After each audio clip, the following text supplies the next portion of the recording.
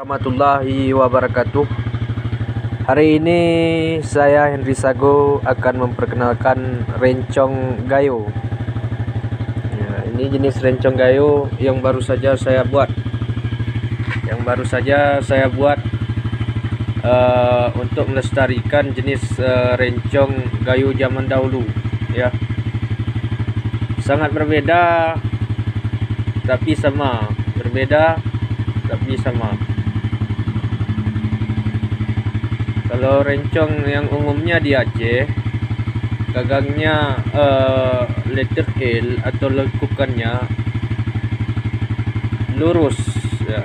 Kalau rencong gayo agak ada bengkokan 3 seperti patah 3.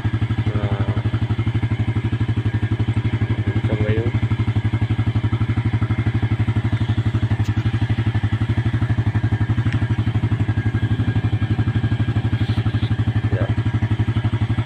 bilahnya hampir sama tapi bilahnya agak lurus. Ini rencong gayo.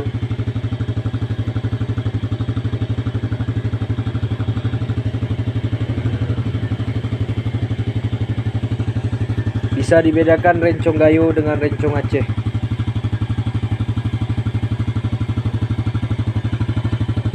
Lekukan atau letter L gagangnya yang membentuk ba seperti patah 3. 1 2 3. 1 2 3. Bilahnya agak lurus.